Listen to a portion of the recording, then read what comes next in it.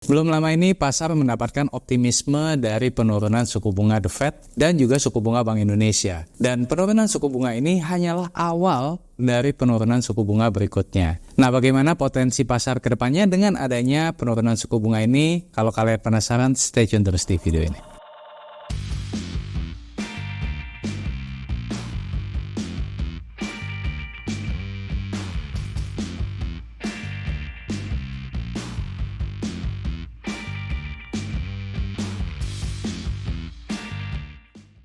Oke, nah jadi sebagaimana kita tahu ya, per tanggal 18-19 September lalu, The Fed akhirnya meng-cut interest rate sebesar 50 basis point. Hal ini mengejutkan karena The Fed tuh langsung cut 50 basis point dari 5,5% menjadi 5%. Dan pemangkasan suku bunga The Fed ini menjadi pemangkasan pertama setelah 4 tahun. Ternyata Bank Indonesia juga cut rate suku bunga 25 basis point ya, dimana biasanya kan The Fed akan cut rate duluan sebelum BI memangkas suku bunganya. Pertanyaannya adalah apakah kedepannya The Fed akan cut rate lagi dan bagaimana skenario pasar ke depan? Kalau ditanya apakah The Fed masih akan ada potensi untuk memotong suku bunga, jadi jelas masih ada ya. Di mana The Fed sendiri berencana untuk cut rate sampai dengan akhir tahun 2024 ini sebesar 100 basis point. Kalian bisa lihat nih di data ini ya dari Federal Fund June Projection yang disampaikan di bulan September tanggal 18 September lalu. Median untuk suku bunga itu sekarang ada di angka 4,4%. Dan central tendensinya itu ada di kisaran 4,4 sampai 4,6%. Nah, untuk cut rate-nya sendiri kalau kalian lihat di tahun 2025 mediannya itu di 3,4% untuk projectionnya.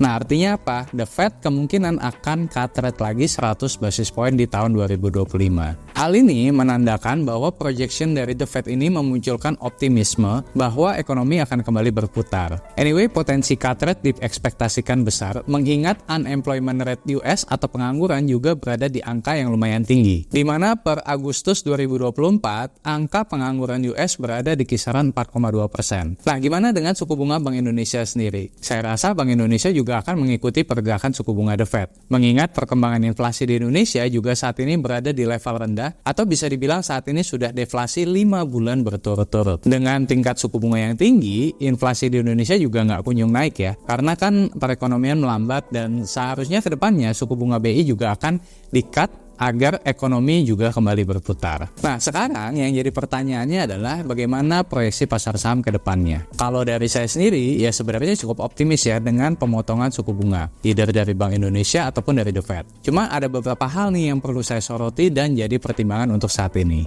Misalnya, yang pertama adalah stimulus ekonomi China. Nah, kita tahu bahwa beberapa waktu belakangan ini IHSG terjadi koreksi atau penurunan, di mana di bulan lalu IHSG kan sempat ke 7.900-an, tapi nggak lama kemudian kembali turun, ya salah satunya karena stimulus ekonomi Cina ini. Dengan adanya stimulus ekonomi China ini membuat kembali terjadi capital outflow keluar dari indeks pasar saham kita ke pasar saham di China. Kalau kalian nggak tahu, saya ceritain ya.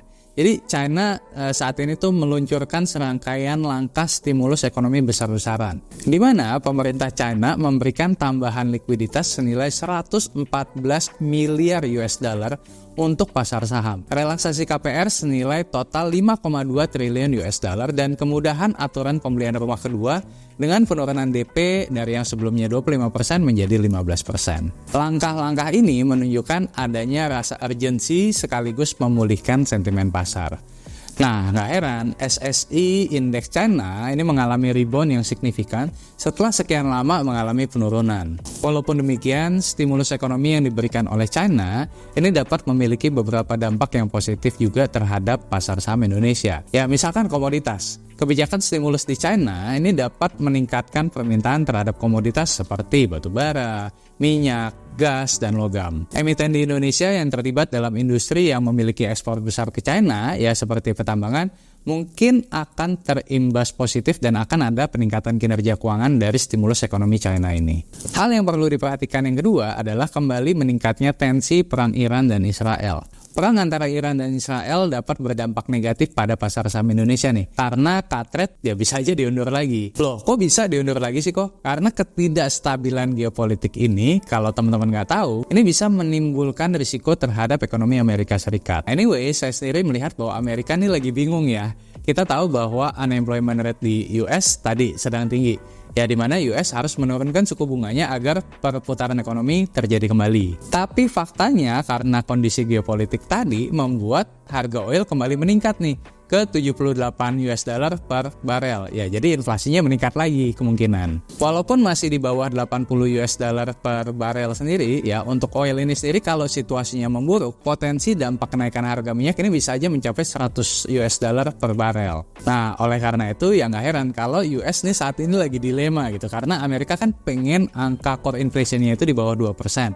Sedangkan per video ini dibuat core inflation-nya masih di 3,2%. Nah, dengan adanya kondisi geopolitik ini, ya bukan tidak mungkin inflasi bisa naik lagi. Tapi ya balik lagi, oil ini sangat besar pengaruhnya oleh OPEC yang berperan dalam menentukan harga oil. Jadi saya rasa jika teman-teman ingin berinvestasi, faktor geopolitik Iran dan Israel ini wajib diperhitungkan. Nah, jadi gimana kesimpulannya? Apakah kedepannya pasar saham kita akan aman dan optimis di tengah penurunan suku bunga BI dan juga The Fed? Mari kita lihat dua sisi ya. Kita tahu bahwa sebenarnya dalam jangka panjang, permasalahan faktor tadi seperti stimulus Cina ini bisa memberikan dampak positif juga ke pasar saham Indonesia. Peningkatan ekspor ke China ya seperti sektor pertambangan ya jelas akan diuntungkan, yang juga akan mempengaruhi neraca perdagangan kita. Maka ya balik lagi, sebenarnya dalam jangka panjang hal ini bisa menjadi katalis positif. Walaupun dalam jangka pendek terjadi capital outflow yang disebabkan oleh stimulus Cina tadi. Nah, bagaimana dengan tensi geopolitik Timur Tengah?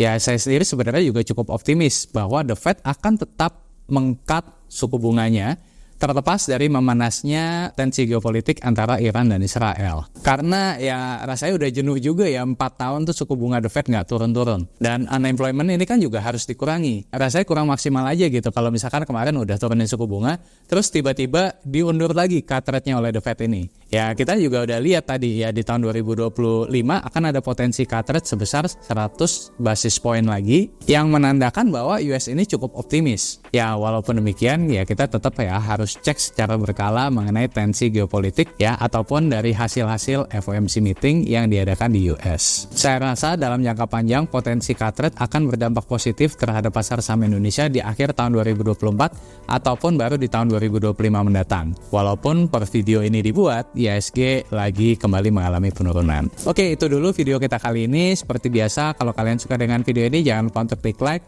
subscribe, share, dan yang paling penting jangan lupa nyalakan notifikasinya supaya kalian nggak ketinggalan video saya yang lainnya. Akhir kata, salam dari saya, Rifan Kurniawan, Indonesia Value Investor dan penasihat investasi yang terdaftar dan berlisensi di OJK. Sampai jumpa di video berikutnya. Bye-bye.